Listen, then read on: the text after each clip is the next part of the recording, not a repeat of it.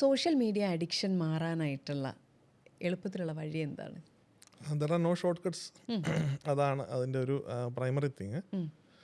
Basically ചെയ്യാൻ പറ്റുന്നത് ഒന്ന് എക്സ്പോഷറിൻ്റെ സമയം കുറയ്ക്കുക.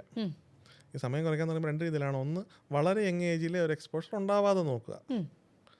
ഈ എല്ലാ സോഷ്യൽ മീഡിയ പ്ലാറ്റ്ഫോംസിനും ഒരു ലീഗൽ ഏജ് ഉണ്ട് ഉപയോഗിച്ച് തുടങ്ങാനുള്ള. ഡെഫിനറ്റ്ലി ആ ഒരു ടൈമിൽ മാത്രം കുട്ടികളെ അലോ ചെയ്യുക. അത് ഒന്നാമത്തെ ഒരു കാര്യം. രണ്ടാമത്തേത്, എന്തൊരു കാര്യമാണെങ്കിലും അതിന് നമ്മളൊരു ടൈം അലോക്കേറ്റ് ചെയ്യണം. അതിൻ്റെ മുകളിലേക്ക് പോകുമ്പോഴാണ് പ്രശ്നം വരുന്നത്. ഇപ്പോൾ സോഷ്യൽ മീഡിയയ്ക്ക് വേണ്ടി നമുക്കൊരു ടൈം അലോക്കേറ്റ് ചെയ്യാൻ പറ്റിയേക്കും. മേ ബി ഒരു 15 minutes നിങ്ങൾക്ക് റീല് കാണാം. അതിൽ കുഴപ്പമില്ല. കാരണം നിങ്ങളിപ്പം താമസിക്കുന്ന വേൾഡിൽ ഇറ്റ്സ് എ പാർട്ട്. മിക്കവാറും നമ്മുടെ ഈ ടോക്ക് തന്നെ ഒരു റീലായിട്ടോ ഒരു വീഡിയോ ആയിട്ടോ ആയിരിക്കും സോഷ്യൽ മീഡിയയിൽ ഇപ്പോൾ ആളുകൾ കാണുന്നത്. നമുക്ക് പുറംതിരിഞ്ഞ് നിന്ന് ഇത് ഇങ്ങനെയൊന്നും അല്ല, പഴയ രീതിയിലേക്ക് പോകണമെന്ന് പറയുന്നതിൽ അർത്ഥമില്ല. ടൈം ലിമിറ്റ് ചെയ്യുക. എന്ത് കാര്യമാണെങ്കിലും അതിന് ഡിസേർവ് ചെയ്യുന്ന ടൈമിലും അപ്പുറത്തേക്ക് പോകുമ്പോഴാണ് പ്രശ്നം വരുന്നത്.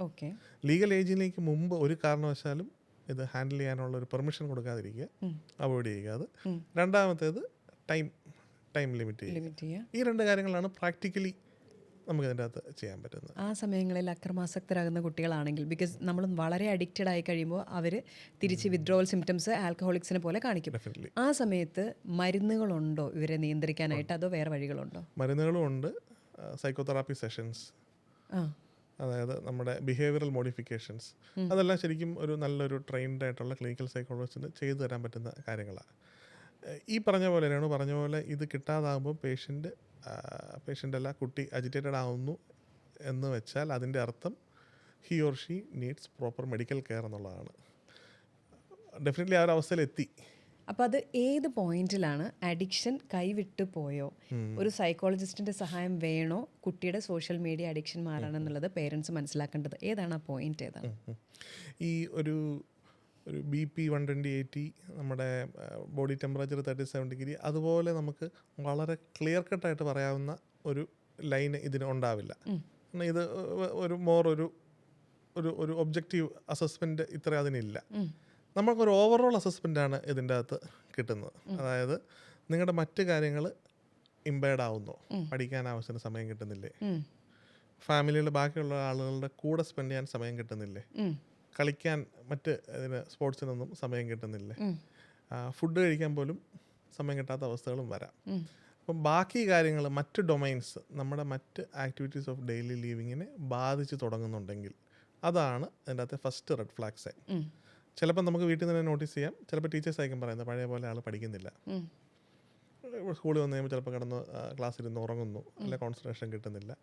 ഇത്തരം റെഡ് ഫ്ലാഗ് സൈൻസ് ആണ് മിക്കവാറും നമുക്കിതിൽ ആദ്യം ശ്രദ്ധിക്കാൻ പറ്റുന്നത്.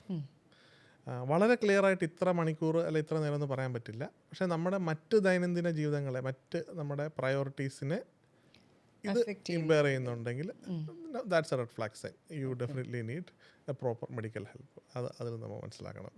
പിന്നെ ഇപ്പോൾ റീസെൻ്റ്ലി എല്ലാവരും പറയുന്നുണ്ട് പിള്ളേർ പുറത്തു പോയി പണ്ട് കളിച്ചുകൊണ്ടിരുന്നത് കൊണ്ട് അഡിക്ഷൻസ് കുറവുണ്ടായിരുന്നു. അപ്പോൾ ഫിസിക്കൽ ആക്ടിവിറ്റീസിലോട്ട് പിള്ളേരെ തിരിച്ചു വിട്ടിട്ടുണ്ടെങ്കിൽ പിള്ളേർ സോഷ്യൽ മീഡിയ പോലെയുള്ള കാര്യങ്ങൾക്ക് അല്ലെങ്കിൽ ഈ സബ്സ്റ്റൻസ് അബ്യൂസിനൊന്നും അഡിക്ട്സ് ആവത്തില്ല.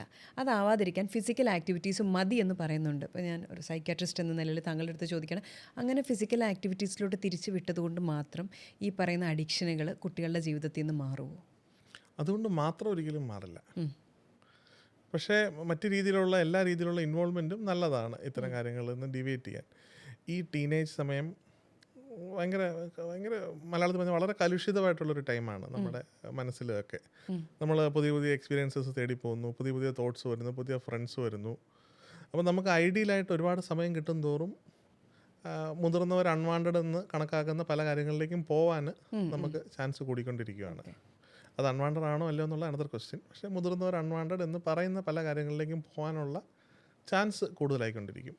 അപ്പം നമ്മൾ മറ്റാളുകൾ സോഷ്യലി അക്സെപ്റ്റബിൾ ആയിട്ടുള്ള മറ്റ് സ്ഥലങ്ങളിലേക്ക് ഇവരെ ചാനലൈസ് ചെയ്ത് വിട്ട് കഴിഞ്ഞാൽ സമയം പിന്നെ കുറവാണ്.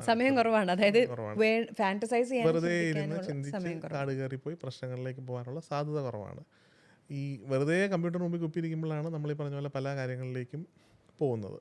അതിന് പകരം നമ്മളൊരു ബിസി സ്ട്രക്ചേർഡ് ഡേ ആണ് കളിക്കണം, എൻഗേജ് ചെയ്യുക അല്ലേ? ഇതിനിടയിൽ കുറച്ച് സമയം മാത്രം ഇതിന് കിട്ടുമ്പോൾ പിന്നെ അതിനകത്ത് വേറെ പ്രശ്നങ്ങളൊന്നും വരാൻ സാധ്യത കുറവാണ്. സ്പോർട്സോ മറ്റ് ആക്ടിവിറ്റീസോ ഉള്ളത് കൊണ്ട് മാത്രം ഈ ഡിജിറ്റൽ അഡിക്ഷൻ അല്ലെങ്കിൽ ഏതെങ്കിലും ഒരു അഡിക്ഷൻ നമുക്ക് കർബ് ചെയ്യാൻ പറ്റുമെന്നല്ല. പക്ഷേ ഡെഫിനറ്റ്ലി മറ്റു കാര്യങ്ങൾ അതിന് യൂസ്ഫുൾ ആണ്.